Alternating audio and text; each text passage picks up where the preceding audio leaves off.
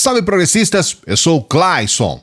É claro que você sabe que tudo que o Bolsonaro fez até agora visa 2022. Acho que quando entrou esse ano, ele deve ter soltado fogos de alegria, ele deve ter comemorado muito. Ele falou, finalmente chegou 2022 para eu poder fazer a minha reeleição. Porque ele acredita que ele vai ser reeleito. E tudo que ele faz visa a campanha. Ele é tão cara de pau, tão vagabundo, que no meio de uma coletiva de imprensa, depois de ele ter sido internado, ele é capaz de pegar uma fala do médico que diz que ele tem que mastigar 15 vezes e ele fala, não são 15 vezes, são 22. Ele está em campanha, não tem dúvida, essa é a proposta dele, é fazer a campanha para esse ano, é tentar se reeleger esse ano, mesmo com tantas dificuldades, com tantos problemas, ele consegue ver que as coisas estão favoráveis para ele. E não só ele, né? A gente tá vendo aí bolsonaristas que dizem que ele tá eleito no primeiro turno. O Bolsonaro está eleito no primeiro turno. Vocês estão pensando o quê? Tá eleito. Então a gente percebe a dificuldade de enxergar uma realidade. Hoje eu vou trazer para você todos os detalhes dessa coletiva de imprensa que ele acabou de fazer, depois da alta que ele recebeu lá no Vila Nova Star, um hospital 6 estrelas, cuja diária é aproximadamente R$6 mil, sem falar da consulta do médico, né? Porque esse médico aí do Bolsonaro, a consulta dele é mais de R$1.000. Então você já imagina aí a graninha que ele não gastou nesses dias que ele ficou ali, porque realmente esse hospital, inclusive a equipes que eram lá do Sírio-Libanês, do Albert Einstein, dos melhores hospitais do Brasil, eles transferiram, o próprio caso do médico do Bolsonaro é um desses casos, transferiram lá para o Vila Nova Star, que é, então, esse hospital 6 estrelas, o Vila Nova Star. A gente vai trazer todos os detalhes dessa coletiva aqui para você, sempre pedindo para você dar o like no vídeo, para que outros brasileiros como você possam acompanhar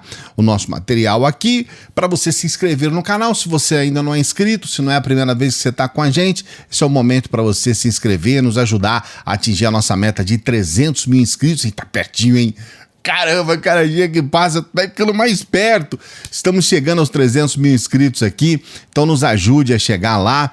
E você também pode participar do nosso Apoia-se. Nosso Apoia-se em breve vai ter novidades aqui. Já vou adiantar nos próximos vídeos. Nessa semana a gente já vai adiantar para você o que vai acontecer, porque vem uma live muito especial aí e a gente vai trazer nessa live os detalhes para você, tá bom?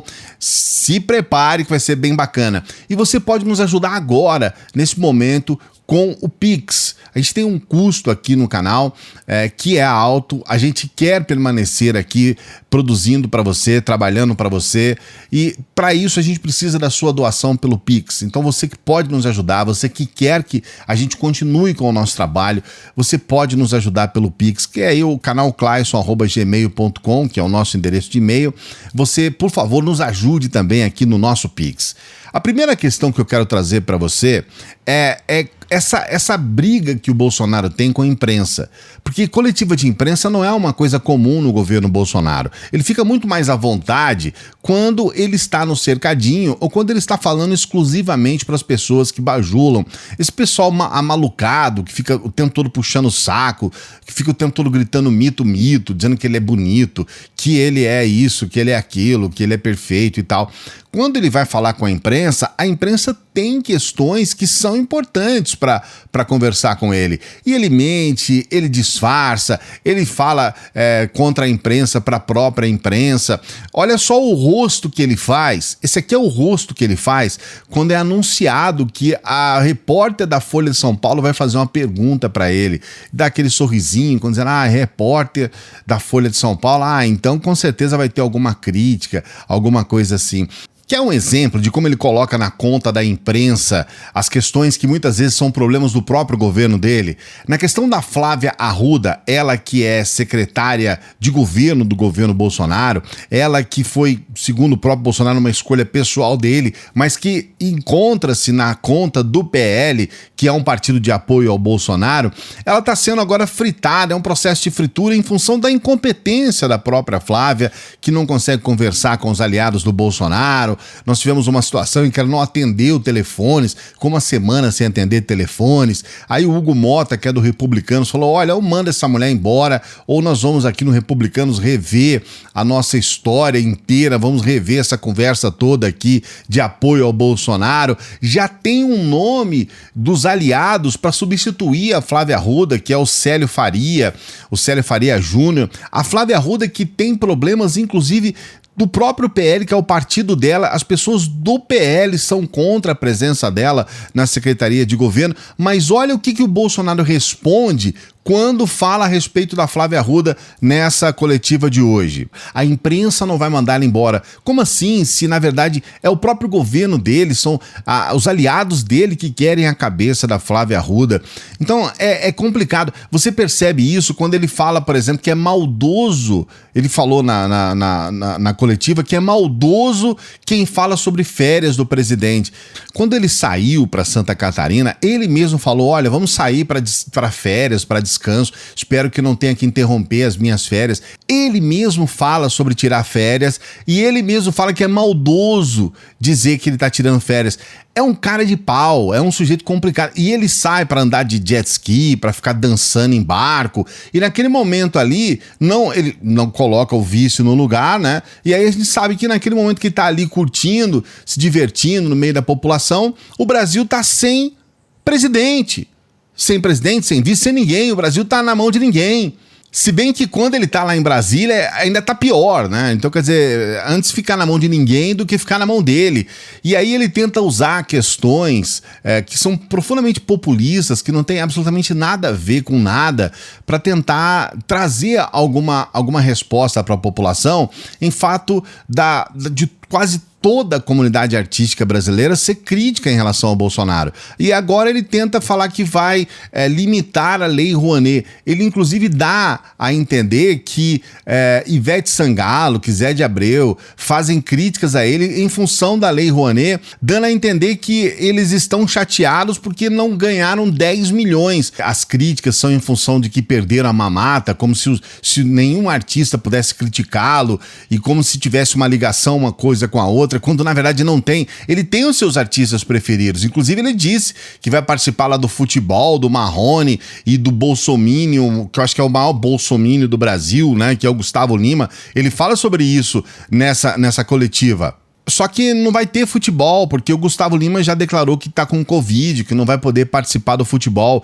E não é só isso, não. Se fosse em função do fato de falarem fora Bolsonaro em shows, que por isso a Ivete Sangalo estaria chateada, porque teve um show dela que o pessoal falou fora Bolsonaro, também aconteceu um show do Gustavo Lima, o maior bolsomínio do Brasil, em que as pessoas ficaram falando fora Bolsonaro lá no show dele.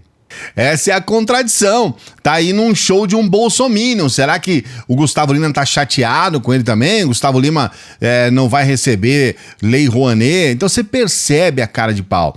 As coisas ficam mais complicadas, ainda voltando lá no início do vídeo, quando falamos a respeito da repórter da Folha de São Paulo, que pergunta para ele sobre a fakeada.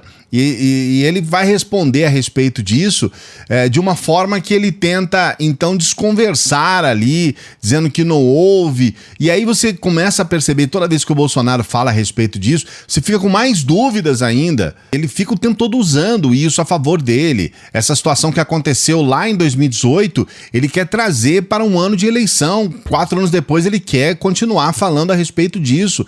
Ele vai usar isso na eleição. Inclusive nessa mesma coletiva, ele fala a respeito de que a esquerda, ele tem que se preocupar, porque a esquerda pode querer fazer alguma coisa contra ele, lá nesta mesma coletiva, numa outra parte. Esse é o Jair Bolsonaro, que está em campanha e que vai usar isso ao longo de 2022. Eu só tô achando que ele antecipou muito, daqui a pouco não vai colar mais, as pessoas vão estar de saco cheio dessa história, ele vai ter que criar um fato novo, porque já há 4 anos falando a respeito dessa situação e querendo de alguma alguma forma colocar que ele está em risco, que ele corre risco e que a esquerda, né? Ele fala a esquerda como se todos da esquerda quisessem fazer algum atentado, quisessem fazer alguma coisa contra ele.